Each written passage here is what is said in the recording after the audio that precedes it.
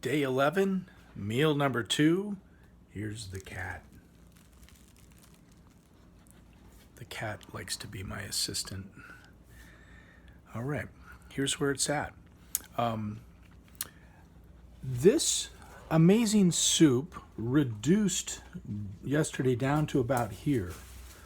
So I added water to this, and I'm adding more onions, and I'm adding green beans,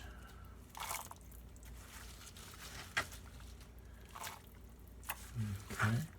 I'm adding kale, chopped up kale.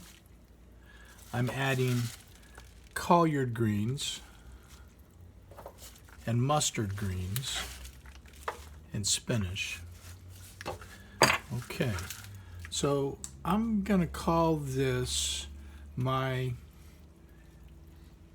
Sven and Gertrude Caveman Cavewoman soup. Here's how it works. To keep the tribe moving, there was, at the center of the universe of caveman days, there was this amazing pot that they made out of clay that they dug out of the ground near their village.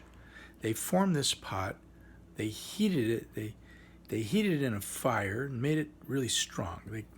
So they kept this pot on or near the coals of the fire, and whenever they would go out on a hunting party, men would hunt their way, women would hunt their way, they'd bring back whatever they had and they would put it in the pot, and everybody would enjoy each other's company and enjoy a very delicious meal that was always evolving based on what they were hunting and what they would find.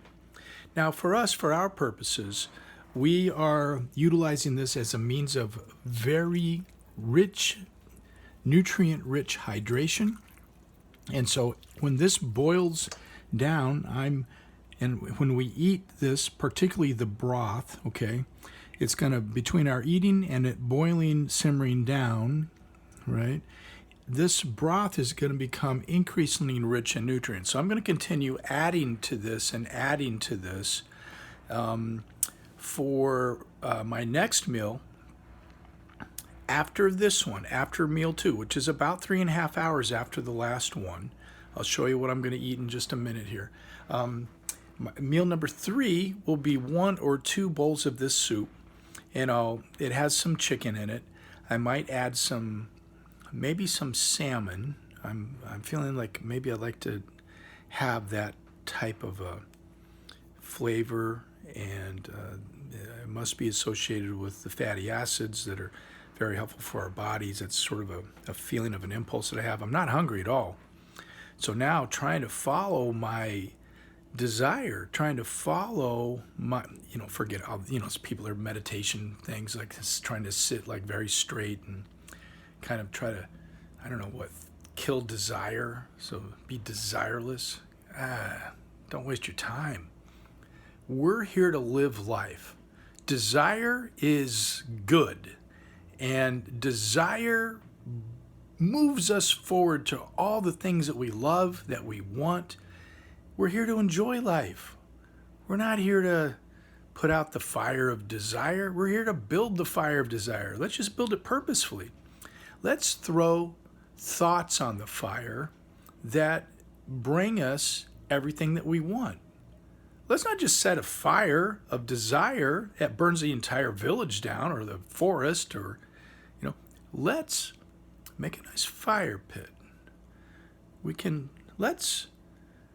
I'll have to show you the calligraphy that we have in the little kids class.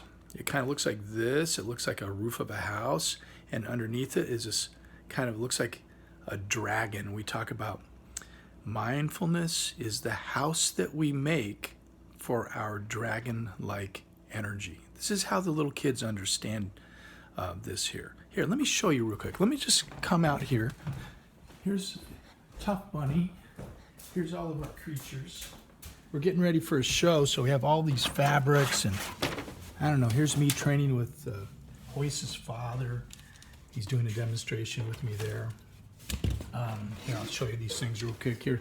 This is Hoist Gracie and my daughter Keely that I spoke about this morning. Hoist is a famous fighter and super good guy, my friend and teacher for a long time.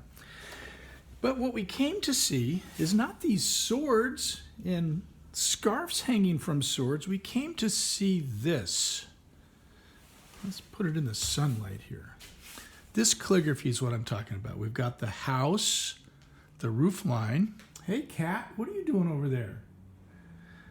And we have this energy, right? Mindfulness is the energy of attending to this, the here and now. Just this little tiny place that we actually live is not so tiny. This is our life right now. The past is over. We kind of re-experience it in the form of momentum of thought, but it's just thought. It's like, hey, clouds in the sky. The future is never really quite gets here. It's just this right here. So our ability to say, use our posture, the feeling in our body, our ability to sit and breathe in and breathe out forms like a structure or a context that allows our desire, our dragon-like energy to move and to evolve. And so I'm also metaphorically saying maybe it's like building a fire pit. You can have a nice round area of rocks and maybe you dig a little pit and you build your fire purposefully. Let's build our desire purposefully, one thought at a time. Okay, one thought at a time. Okay, let's hop back in here to my command center real quick. And out of the studio and over to here. And so we have our pot and we have nutrients coming in. We have this amazing hydration that's going to be nutrient rich based on what we add to the pot. Now, if we were actually cavemen, cavewomen, or Sven and Gertrude were actually here, right? They might add a squirrel. Whatever Gertrude did with her hunting, with her group of friends, maybe digging some roots. Maybe they found some root vegetables and they'd dig them up and clean them off and they'd bring them back and they'd put them in the pot. And from this community cauldron, all life was nourished in our tribe, in our ancestors' tribe. And this forms for us the actual, maybe, let's say, the actual kind of underlying genetic underpinning to kind of what it is and how it is that our body wants and needs and how our body works. Having a little tribe, actual people that we're connected with, we've talked about a little bit, the feeling of connection, the feeling of coming together around a cauldron, around food, the actual physical feeling of bringing in something that's very nutrient rich.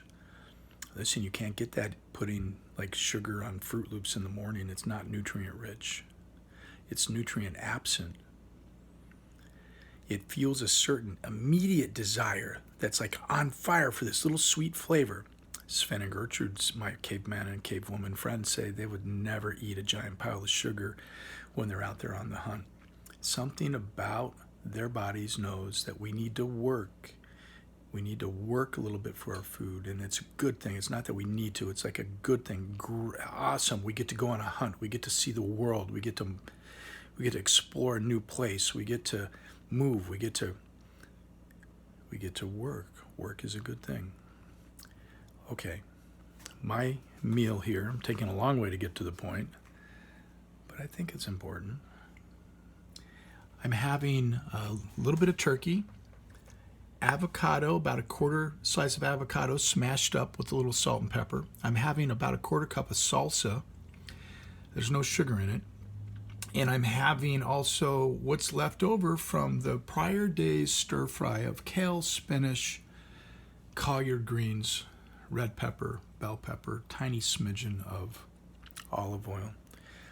Here it is. So this is actually meal number 2, right? And meal number 3, I'll check back in with you in 3 or 4 hours.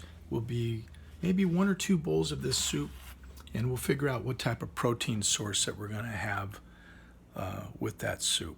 So, all right, breathe. Feel your sense of desire. Become purposeful with each thought. You can do it.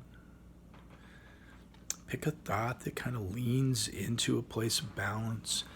Pick a thought that's in harmony with what your body already knows how to do. Your body is already doing everything that it knows how to do, which is immense wisdom to create and maintain and come back to balance.